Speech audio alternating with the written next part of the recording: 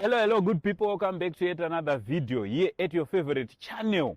Yes, of your choice with your favorite uncle and the only Zimbabwean uncle. Uncle saying in roster rangu nasi tawanirwa nyasha. Regeseke zvangu andini. Nasi tawanirwa nyasha. Nasi takagara ne one of our own. Anditi one munhu anoita kuti vanhu vaseke. Anditi munhu anosekisa vanhu. Kusekesa vanhu. Ndagara naSolo muzukuru wangu ndofunga mese munomuziva. Nhasi handisi kunatsozivisisa kuti ari sober here kana kuti haasi. Tichazoona mira iwe nyarara. Tichazoona patine tichitaura nditi. But first and foremost, if you are watching us for the first time, I kindly ask you to subscribe, turn on your notification bell so that every time we upload a video you'll be notified. Follow zvakare Facebook page redu Rakansein TV. So nhasi isu hatiite mainterviews. Aya zvamainterviews ndakati bodo kwete rega ndisire vamwe handiti isu tinoita maconversations. Semuzukuru wangu andandane mazuva andisina kuona ndine nyaya dzandiri kuda kuti ndinge ndiri ndinotaura naye ndichibvunzawo ndichida kutonzwawo inini imi muchibvawo manzwawo handiti nhasi ndagara nemuzukuru wangu anonzi Solo. Vazhinji vanomuziva kuti Solo chidhakwa. Chidhakwa ndoyotori seneme yacho here kana kuti aiwa isiriyo seneme yacho yekufirimuka isi Solo chidhakwa ndo seneme yakakwana. Asi zita hazvisirizvo. Ane Solo zvekudi muzukuru sekuru murizeni ndiribona zoti takambodaita interview rimwe gore handichazoti gore ripiri ratakamboekta. Unoziva ndakamboekta here takazomukutsikai but paya ndakatotsikwa zveshuwa kapaya. Ndine chigumbu navo vasikana ivovayo uvaudze. Aiwa chinoitika manje varungu havadi kunyeperwa kava. Saka kana pakatonzi pari kurwa munhu kapanototsva munhu asi hatizonyanyoite zvekuti munhu unozoenda kana ambulensi haingori bhabhabha. But vakarowa sekuru mudzimai kwamai haisi kufara. Sekuru havana zvavo havana ngozi. Zviri kudi muzukuru hapana ndofara sekuru murizeni ndiribo. Mufaro wangu kukuona nhasi. I'm sure kuti vari kufara zvakare vachikuona nditi. Iwa Solo iwe chidhakwa iwe. Iri zita rakuti Solo ndorotori zita rako ri pachitupa here. Aiwa varungu vanozviziva ava. Kune Tatenda Mutasa ndo Solo. Tatenda Mutasa mukomana akakurira pabhoera apa. Ndiye Solo wacho. Solo rari kuya. Alright, Solo rari kuya. Pekuti naisa bompa kutobuda Solo. But akakupa zita rekuti Solo ndiani ende chii changa chaitika kuti zvizobuda rakadaro because ndoratova brand name zvokutoti zvekuti Tatenda hazvichatobude. Izvizvo hazvichatobude. Munhu akarifoma ndidirector wangu. Alright. Naiza Mike Machona. Naiza Boom. Saka vari kundiudza kuti Naiza anotoonera zvokutodaro handiti? Intent nyaya dzekuchuza makarekta. Very fast. Serious? Zvekutodaro. Alright. Solo iwewe wakamboacta kunaiza Boom kumashure uko then ubva wazomboti nya. Pateme wakanga wati nya waiva kupi apa? Because wakatonzomborova vanhu vakatanga kuti aripiko mukomana nowhere to be found. Zvakaitika paipai maenda ndamboenda kubasa. Alright. Uku kubasa kako? Asi paipai ndamboenda kubasa zvangu. Alright. Hapane tuma inconvenience twakatoitika ndakambotiza 2 minutes. Ndakazodzoka. Alright. Asi wanga wajamba board. Aiwa. Zvakaitika madhezi waya still remember ndo madhezi atakatonyadzotanga channel. So hapana kana sendi ranga rakubuda. So Solo akabva atora mukadzi. Varora ye responsibilities akuda kutorwa. Saka ndakamboita kakutiza. Obva wazodzoka. Alright. Vamwe wakataura kuti hanziwo wakanga waenda kuchisoja. Vamwe mastreets zvaitaurika izvozvo kuti Solo ndigunman, Solo musoja. How do you respond to that? Is it true kuti imi muritori gunman? Angosendi zvakaitika paipetora chokwadi ndaitodawo. Alright. Manzwisa. But handina kuzowana chance like kuti mashairi andakaita chance ndekuti ma-first days andakada kutoenda kurecruitment ndakaenda kunonzi chikuwedza. Alright. But mai zvaiitika manje madhezi aya vaitorera depending nekwawakadi kumusha kwako. Saka manje inini kwangu kubhoera zvobva zvatadza chitupa chacho. Saka manje mari yekuti unoziva those days unongori mufana unangana seko kana ranongo chikwanisa kudi unganzona ro mari saka haakuzoenda ukoko hei dzakatova dzimwe nyaya kwakubva totozisiya. Alright. Wobva watongosiya kurota unozonopinda kuchisoja. Handina bandaitoda. Waitoda kutoita gunman. Yeah, so tiri kuti semunhu anga ambobuda nekuti zvinhu zvanga zvakaoma. Pawakazodzoka iwewe kuNaiza Boom.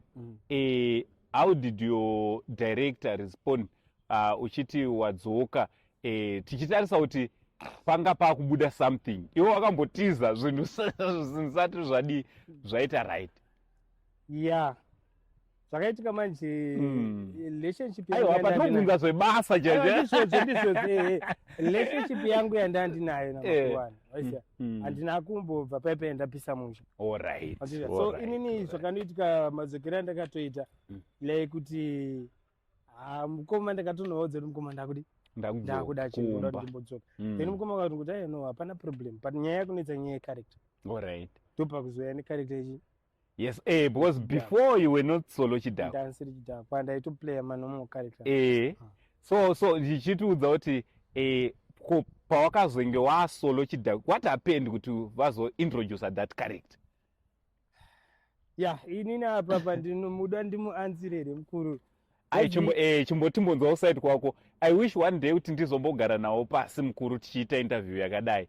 I am just praying. But for today, toda kuti umbotaura from your side kuti chii chakaitika kuside kwako chizonzi wewe ndiwa solo Chidakwa. Ena utozogona kudhakwa mukuru mamusina kutodhakwa ere musiyo. Alright, ndakutoata hangu mubvunzo but mubvunzo unofana kubvunza makuru wake. Like kuti unoona chii zvaitika. Like kuNaiza Boom mashandiro andakaona kumakuru wana vanga vakuita. Ndekuti munhu wese aifanira kutongoti agadzirwe character. Alright. Waziva kuti iwo unotongozikanwa kuti ava angosenda. Reality ITV watu vatari. So ndiwo mafambira zvazvakuita panguva iyo. So pakuzonzi solo Chidakwa makuru wana rizoziti vanga vachifunga sei kuti zvinenge zvinomecha pandiri here sei mamechera zvakazoita. But I think kuti zvakangoyo kuti musoro mawo achingoti andakatimbotrya this. Alright. Ndizvobva zvazonogona ito sekudaro amen. Nanasi ndorizibrandra towapo tatovachi waziya. So imimi handiti pane my allegations anobva kuvanhu isina chiverenga comment section plus vanhu ivava tine chinzwawo zvavanenge vachitaura. Pane my allegations otonzi mimi zvechokwadi you are a drunkard and muritori an alcoholic because hanzi character iyayaka haiitwe nemunhu ari normal. Yeah, dai izvozvo zvamuri kutaura ka zviri zvechokwadi dai panapa izvozvo ndakatodibata ndichitonga. Wanzisa? Alright. Dai zviri toripo because kana kuri kunzi ine handitokwanisi kutoshanda nisina kutodi dai ranga riripo. Dai ritori apo. Zvinoitika manje sai angosendi. Timboapply zvinoona watiri basa. Alright. Because pane mamwe mamovie ari strict ndara ekuti anenge achida script sezvariri. So haukambi kuti unodresa nyaya kune munhu akadhakwa. Obva atonoibata obva noiplaya zvimwe zvacho zvatochiita paipa kune ngori kudhakwa kwecharacter but doesn't mean kuti zvekutaurwa zvacho futi ndezvekudhakwa zvinhu zvakatonyorwa pasi.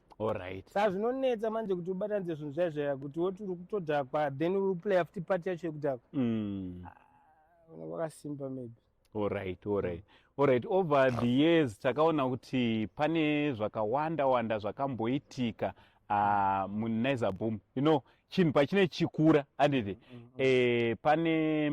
pane mhepo dzinosimuka dzimwe handiti zvichiva nekuzunguzika mukati. Imimi chii chakuita kuti murambe makaita stand firm neNaiza Boom for this long despite the fact kuti pane vamwe vanhu vakapinda vakabuda, vamwe vakapindawo zvakanaka vakabuda zvakanaka, vamwewo sechinhu chiombe zvinototarisirwa izvozvo vakabuda zvisiri right. Imimi chii chaita kuti murambe makasimba paNaiza Boom despite the fact yekutoti vamwe vachona vanenge vapinda vachibuda maitowirirana nawo muchitodyidzana nawo? Yeah, zvandogona kupindura apa ndezvekupindura kuside pangu. Yes, ndoda kutonzwa kuside kwenyu. Kozi vakabuda handizoziva hangu kuti waziya zvinhu zvinonetsa ndezvekuti ifi nyange makanzi muri kupakurirwa sadza nyange richizara muplate zvakaita se gore rauna kutopera mumwe mwana asingachitogara pamba ipapo. Alright. Ameno zvinogona kutongosiyana kuti mafavoritism munotofara maybe mukutomupa sadza atodesa. Atodesa. Wanzisa. So inini hangu kuside pangu ndangofila kuti musha wedu. Wanzvisa. So hakuna umwe musha wanichamboda kuzoziva futi. Alright. Ndiyo musha nomuita nhasi zvakanzi kwamuka kuchinzi tikuita ma1 view 2 view. Tinototraya kuti toshingirira kuti titsvage chinhu chinodiwa nevanhu. Hatitize musha nekuti musha. Zvekuti ndikabva vakabuda handizoziva. But on your side. Ndongofila ndo mumusha mangu. Ayo izvozvo, but do you know kuti it's normal, especially mumacompany. Chinhu chisingazive vanhu, I think inyaya yekuti company imwe neimwe initori nema-challenges akadaro. And it's normal. You understand? It's normal. Kuti zvinhu zvinofana kupota zvichidaro. And people will learn from my experiences futi akadaro. So solo iwewe waita maningi akawanda anonakidza. Like waita maskits, mamovie, uchapia character yako ichapia zvichinakidza vanhu. Anditi? But iwewe une pako pekuti unotoziva kutoti pepe ndakanakirwa zvisingaite, of course ndaiactor but ndakanakirwa. Nderipi skit kana kuti movie raunoti nyango director wakati ngatidzokorodze, unotoda kutoti ridzokorodze?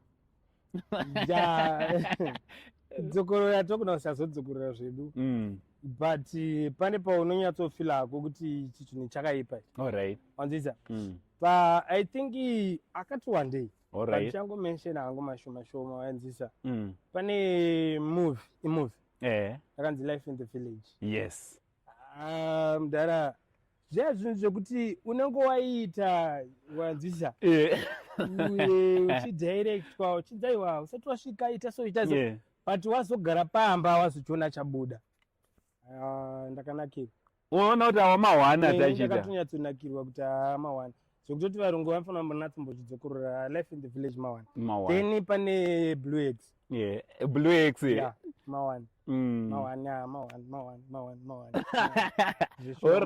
Alright. Ndoita zvayo 3 witches, but manje 3 witches manje is too emotional. Fanike kuside kwangu ndakatomboiona sometimes. Kana zvisina kunatsoita zvakanaka. Ndinotoziva kuti musodzi zvidayo.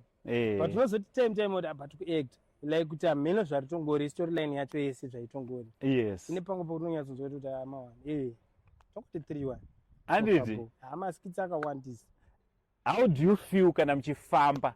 I know a lot of kids anditi avanhu vakuru no problem vahombe mafans enyu anditi but how do you feel uchiona vana vadiki pamunotendera? Ndamboona kamwe kavidhio so hameno kwamama enda vana vachifara solo vachitorwa maself. How do you feel uchiona vana vechidiki vachisapota solo? Mukoma handibodinebira chinhu chinonakidza manzvisa. Chinhu chinongonakidza kufarirwa, especially ungogamuchirwa pane zvese zvaunenge uchingoita. Unoita chauri kutraya ukazongoona kuti pane vanhu varitoita vachitochiziva kana vari kuchifarira. Chinhu chinonakidza zvisingaiti. Hameno ndozvitaura sei but zvinhu zvinofadza zvisingaiti. Unotofana nemora yangu seni. Mangozvipa eperiod yekuti izvesi mashandira down tiite. Ndichati pagore rega nyange zvikanzi zvinhu zvakaoma. Chasakatendera. Da kuzotanga chakati. Musinonzi mari yese yabatika mudhara maakutanga chinhu ichocho. Unofila bo. Pane excitement inenge irimo. Meno ndezvamwari izvo but ndonakirwa zvisingaiti. Hatutofara zvekuti unewe pamwe pacho nguva inozoita diki pakuti ungazokwanisa kumurisa munhu wese. But vashoma ivavo tori nechimwe chiga chekutodaenda murisi wevanhu. Yes. Ndoda kupedzisira nechinhu ichi anditi inangu handidi kuzopedzeredza zvese. Ndikapedzeredza zvese ka zvinozonditorera time kuti tigare futi nasolo because tinotapedza ka zvese. So chekupedzisira not of recent such but mazuva nekufamba kwenguva akapera anditi takaona solo akuita zvemusic. Takaona solo kumusic kwacho naakutodi akutonochirowa akutoputika. Chimbotiudza just a bit of your background kuside remusic kuti zvakatanga sei? How did you discover that side of solo rekuva a musician? Kumasongs like to alright chinhu chachangogara ndichingofila kuti ndoda kuzviita but ndaisani ndakukwanisa kutozviita. Manzvisa even kana kutonyora pasi kuti toda kuzoimba zvinhu zvakati ndaisani ndakukwanisa kutozviita panguva yacho ndakatanga kuzvifarira. Ndaingozvifila kudhara kuti inini ndoda kumboitawo something changoimbawo sonyange kuti ndinofarwa nevanhu. So pandakatozoimbawo song chibva yagamuchirwa atiwandezvawo mamwe ezvo zvaagamuchirwa but hachino futi chinonakidza ndara hachino chinotongonakidza zvekutoti papapa hatisi toda toodza futi varungu kuti kuchaya zvakawandisa ndara zvakawandisa ndara I'm a big fan of course you know I'm a fan comedy but music futi ka ndikanzwa solo chidhakwa achiita seunga akadhakwa but achitoimba ari muchuni amawani okay saka ndinefanira rangu panapa ndimazvibhiri varungu ari mawani music ndikuda kutombotry zvekuti ndakanyatsowana time chatombovagadzirira something chinonyatsonakidza futi zvakare usandikanganwa unondiudzawo kandotanga kutaura kuvanhu hangosendi ndichatry handoda kuvapa varungu ava ngavadye oda kuti vadye ndo zvauri kuvagadzirira ndimunoona manje kuti waite magota amona kwete kuti vasara vachiita sendonda aiwa kana vanofanira kuita madhonda ndakuti hotspot wavo panapa kudhakwa please ina handidhakwa anodhakwa anditi so kune vanhu vakawanda nditi vari kuda kutojoina zvemakomedi kune vanhu vakawanda vanoto uri tori role model watogara ipapa utozi role model wetoti pane vamwe vana vekutoti vakakutarisa they would like akatobvunza kuti uda kuita mangwana ndoda kuva solo chidhakwa ungada kuti kudii kune mwana umwe anotarisa kwauri achiti this is it chandogona kuda kutaura zvangu ndizvongoti kana zvisati zvaita shingirira alright no matter how hard the road inenge yakaita sei but zvinoda kushingirira alright kazhinji kacho even ukatozvinoti maybe pane pandiri kuona kuti ndogona kunge ndiri kukanganisa tsvaga ari mazviri wacho ungati uyu maybe ndokwanisa kuwana advice ari free kwauri gara naye pasi umubvunze kuti naye mukoma munofambisa sei kwapa pandava apa pakamira sei I think hakuna munhu anombotadza kuningirina kuri chapafanira kuti asvike kavangoramba vakashingirira zvichatooma hakuoma zvinotombooma pamwe pacho nonatombosarudzo kuti zvakadhakwa gansi but maybe unenge watosvika alright so zvoda ngoramba uchingoshingirira kuramba uchingoita plus kunamata futi alright mwari vanongozarira because vamwe vacho futi unoona vakandira futi mhepo zvinosiyana shama mhepo dziriko shamwari saka mheno ngavangoshingirira kungoramba wakashinga alright handiti tichipedza edu solo kune vanenge vachidawo kumuwana anowanikwa papi tichatanga panhamba nhamba dzasolo dzinoda iso 0784 784 chashedzera futi kechi2 ndanga ndatofara kuti makupiwa personal idzi ndedzekubasa ndati ndigare ndakuudzai idzi kutaura nasolo ndedzekupi dzanga kutotaura ndachida kutomisa kuti wakuda kutaura personal 0784774540 idzodzidzo hatongoti ndezvebasa chero chawangoda ngari maadvets kuti sei tinongozovaendesa kumberi zvichitongodai kwavanofanira kunge vachisvika kwacho zvichida maybe mukuru anogona anga ari bhizi chichiwara pangobatawo solo ndongovandiyambudza zvichitongoenda zviri zvebasa zviindi pafacebook its Solo the Comedian alright Solo the Comedian ndo Facebook account yangu alright then pane YouTube ndakazovhurawo wakazovhura ndakangotiwo kati masingles twaito music itoto ngwano patinenge tisingotendera makorokoto pane yakanzi Solo Chidhakwa official ndo YouTube channel YouTube then zvimwe zvese zvematiktok Solo Chidhakwa official ndizvo zvangoenda zvakadaro. And so guys, let's go and follow Solo Chidhakwa on all his social media handles. Nofunga mofungu mazvinzwira. Also, kana uchida kudiscuss a business na Solo. Solo is happily married. Mazwiwa, varadze ring. Sekuru. Varatidze ring. Yeah, sekuru vataura. Mashoko iwa Solo is happily married. Come on. Ko ring yazodzima iona pupi. He is happily married. Zvevanhu vanozonoti Solo chichi endai kufoni number muchida business, maadverts nemabasa. Ndatotaura sosa sekuru wemunhu. Handisi kuda zvokuvhiringirwa chi Solo. Plus anenge akadhakwa. Unotaura chiko nemunhu anenge akadhakwa. Ndakomanaka. Alright, chiti kati. Matichi? Ndichadhakwa. Alright, ayo. Ndongomvura zvenyu varongwemi. From Uncle Saint na Solo Chidhakwa, for now it's much love. Don't forget to share, to like, and to comment. Much love for now.